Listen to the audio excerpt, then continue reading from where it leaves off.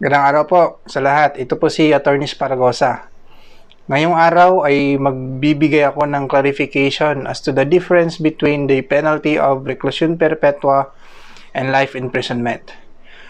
Alam niyo na po siguro that just last Thursday, the Regional Trial Court Branch 153 in Taguig has released its decision convicting Cedric Lee, Dennis Cornejo, Simeon Ras, and Ferdinand Guerrero for the crime of serious illegal detention with an accompanying penalty of reclusion perpetua. Ito po ang kasong sinampa ni Vong Navarro laban sa kanila, which lasted for about a decade bago bumaba ang hatol ng korte. In connection po dito, marami po akong nakita at narinig na news na sinasabi na ang hatol ng korte sa mga akusadong ito ay reclusion perpetua o life imprisonment. Bali po, nadagdag ang salitang life imprisonment kahit di naman po yan kasali sa penalty na binigay ng korte sa kanila. Kaya ang purpose po ng discussion na ito is to correct and clarify things regarding this matter kasi apparently may nangyayaring misconception dito.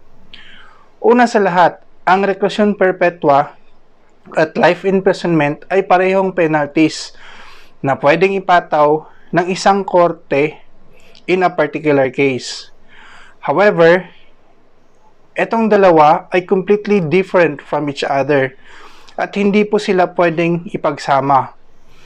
The penalty of reclusion perpetua, which ranges from imprisonment of 20 years and 1 day to 40 years, is a capital punishment for specific crimes defined and penalized under the Revised Penal Code.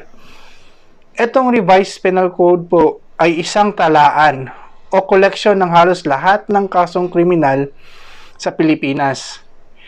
Dito po natin makikita ang mga definition ng mga samot-saring krimen at kanilang kaukulang parusa.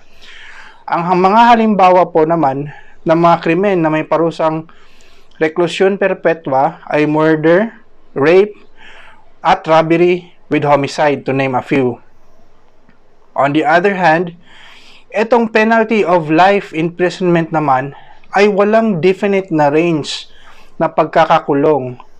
Pero as per human mortality, hanggang 40 years lang din ito dahil ito lang ang maximum na taon na kaya ng isang tao na makulong and in actual application. Sineparate po ito sa reclusion perpetua dahil applicable lang po ito sa mga serious crimes na classified as special laws like Republic Act 7877 or the Anti-Sexual Harassment Act at some provisions po of the Republic Act 9165 or the Dangerous Drugs Act.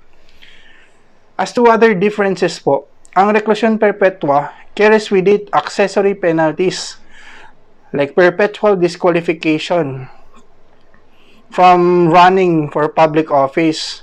Depende po sa kaso po. Well, wala namang accessory penalties ang life imprisonment. Ito po ang mga major na pagkakaiba ng dalawang mga penalties na ito at sana ay may natutunan po tayo ngayon. Salamat po.